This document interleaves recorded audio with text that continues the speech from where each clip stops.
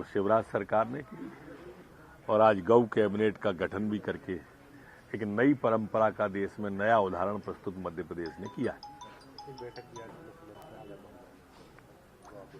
शायद आज नहीं है वो, पर जल्दी होने वाली है, 22 को या 23 को जो भी हो। प्रमोशन को लेकर जो प्रस्ताव आया है आपके पास में, इनके न्यायालय में लंबे प्रमोशन नहीं हो पा रहे हैं पुलिस विभाग में, सैनिक विभाग में, उसको लेकर अभी उसमें विधि विशेषज्ञों की राय ली जा रही है प्रस्ताव के बारे में। आज कहना कुछ थोड़ा जल्दी हो जाएगा। सर, आज कमलनाथ जी को कांग्रेस वो ये बताओ परिणाम आने के बाद से मध्य प्रदेश में है क्या। मैंने उस समय भी कहा था अभी मासिक फिर तिमाही छमाही हो जाएंगे, वो ट्वीट पे ही मिलेंगे आपको। अब जहां तक आपने चिदम्बरम जी का सवाल किया, चिदम्बरम जी वही बोल रहे हैं जो मैंने कहा था। जमीन स्तर पर अब कांग्रेस खत्म हो गई है। उन्होंने भी ज्यादा चिंता मध्य प्रदेश, उत्तर प्रदेश, गुजरात की जाहिर की है। ज्यादा चिंता वाली बात भी है यहाँ सिर्फ नेता ही बचे हैं, नीचे कांग्रेस लगभग समाप्त है। और इसलिए मैंने कहा था कि आने वाले कल में किसी गठबंधन से ही अब भाजपा का मुकाबला होगा, कांग्रेस से नहीं होगा।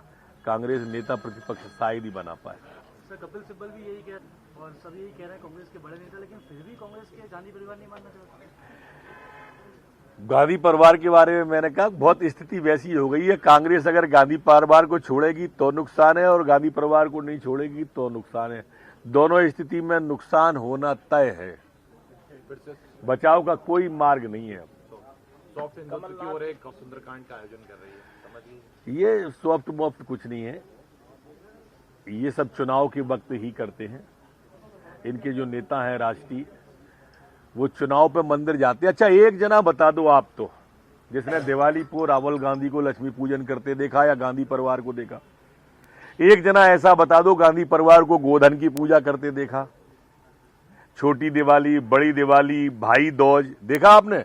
बहन भाई को भाई दूज मनाते हुए आज तक नहीं देखा होगा। कमलनाथ जी पूरी इतना बड़ा हिंदुओं का त्योहार निकल गया, आपको कहीं मंदिर में दिखे क्या? गोधन की पूजा आज तक कमलनाथ जी को मालूम ही नहीं होती वो होगा कि गोधन क्या होता है। और इसलिए इस तरह की जो बातें हैं, इससे अब कोई डाइवर्ट, जनता इनको अच्छी तरह से समझ गई है। मैं कह देता हूं तो मेरे को अहंकारी कह देते हैं वो, पर मैंने तब भी कहा था कि पत्ते की तरह उड़ेगी। 60 हजार से हारे, इनको आंधी नहीं दिख रही थी भाजपा की, मोदी जी की, शिवराज जी की। इनके पांवों के नीचे जमी नहीं, ताज्जुब है, फिर भी इनको यकीन नहीं। सर, लव जिहाद को लेकर अभी तक कोई प्रॉब्लम, लेकिन कांग्रेस विरोध कर रही है, खासतौर पर धर्म विषय से क्यों जोड़ के रखा जा रहा है? ये कांग्रेस नहीं जोड़े तो जुड़वा देती है। धर्म स्वातंत्र विधेयक है 2020, ये लाया जा रहा, उसमें एडमिटमेंट किए। हमने बहुत स्पष्ट कहा है कि कोई भी जबरदस्ती, लालच देकर, प्रलोभन देकर अगर विवाह करता है तो उसे 5 साल का कठोर कारावास होगा। हमने स्पष्ट कहा है कि नल एंड वाइड हो जाएगी वो शादी, अमान्य हो जाएगी। ये गैर जमानती अपराध है, संज्ञेय है। इसलिए इन चीजों को ध्यान में रखें। ये धर्म स्वातंत्र विधेयक है।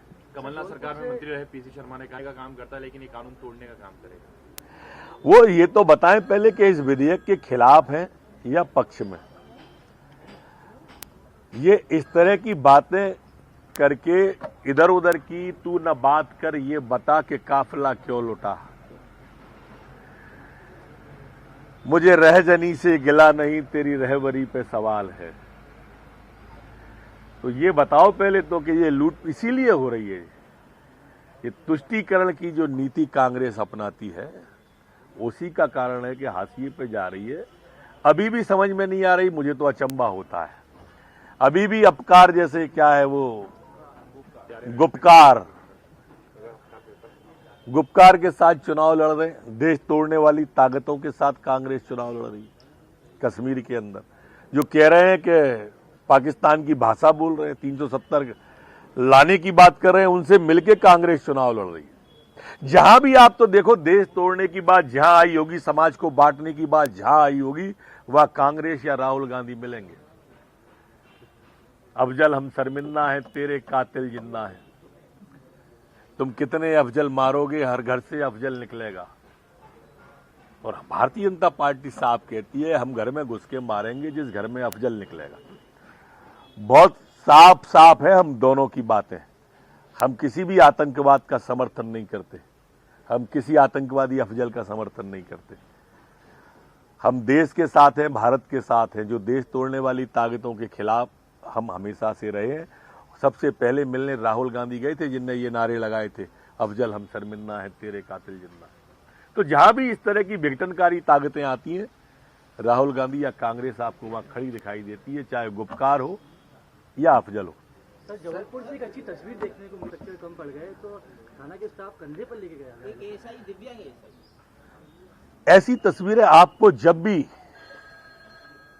परीक्षा की घड़ी आई होगी, मुसीबत की घड़ी आई होगी, विषम परिस्थिति आई होगी, पुलिस ने हमेशा इस तरह से, चाहे वो लॉकडाउन का पीरियड हो, चाहे वो सिंहस्थ का पीरियड हो, चाहे कोरोना का काल हो, हमारे जवानों ने सर्दी में और 45 टेम्परेचर में भी किट पहनकर लोगों की सेवा की है। वो सारे जवान वंदनीय, अभिनंदनीय, और कल का जबलपुर का जवान भी अभिनंदनीय है, वंदनीय है। सिंहस्थ में भी आपने देखा होगा, इसी तरह से उठा उठा के जवान ले गए। पर कभी कभी अच्छा चेहरा पुलिस का नहीं आ पाता है, और खराब चेहरा हम सब लोग पूरी ताकत से दिखा देते हैं। हम सबको, खासकर मैं मीडिया के बंधुओं से प्रार्थना करता हूं, गृह मंत्री के नाते, ये अच्छा चेहरा भी दिखाएं। अगर हमने विकृत सोच पुलिस के बारे में बना दी तो वो भी अच्छा नहीं। समाज में सब तरह के लोग होते हैं। सर, केंद्रीय शाह ने दिल्ली में बैठक की है मुख्यमंत्री के साथ, और दिल्ली में जो कोरोना के मामले बढ़ रहे हैं, उसके लिए ये तय किया गया है कि आने वाले दिनों में जो भीड़ भरे बाजार है, वहां पे लॉकडाउन लगाया जा सकता है पूरी दिल्ली में। अगर मध्य प्रदेश में हम बात करें तो खुद मुख्यमंत्री ये स्वीकारे हैं 13 नवंबर को कि मामले बढ़ रहे हैं एमपी में भी। तो क्या जो खास 4 बड़े शहर हैं, इंदौर, भोपाल, ग्वालियर और जबलपुर, यहाँ पे कोई लॉकडाउन को लेकर के या कोई रणनीति अब आगे की रहेगी, क्योंकि त्योहारों के बाद इस तरह का कोई भी प्रस्ताव अभी विचाराधीन नहीं है, न ही इस तरह की अभी कोई कार्य योजना है, और न ही मध्य प्रदेश में ऐसी कोई भयावह स्थिति है। जो स्थिति है हमारे नियंत्रण में है, और हमारे पास में काफी मात्रा में संसाधन उपलब्ध है, उपकरण उपलब्ध हैं, दवाइयां उपलब्ध हैं, बेड उपलब्ध हैं, वेंटिलेटर उपलब्ध है। इसलिए अभी लॉकडाउन जैसी कोई स्थिति मध्य प्रदेश में नहीं है। सर, अब कांग्रेस हार पे मंथन कर रही है, प्रभारियों से लिखित में जवाब मांगा है, एक बड़ी बैठक भी जल्द हो सकती है हार पे मंथन को लेकर, जो करारी हार मिली थी। अब वो कुछ भी कर लें, अब अमृत नहीं निकलने वाला मंथन में, विषी निकलने वाला है। आप प्रतीक्षा करो। मेरी बात देखो, फिर हंस रहे हो आप लोग। मैं हंसने को नहीं कह रहा, आप देखो अगर विष नहीं निकले तो बताना।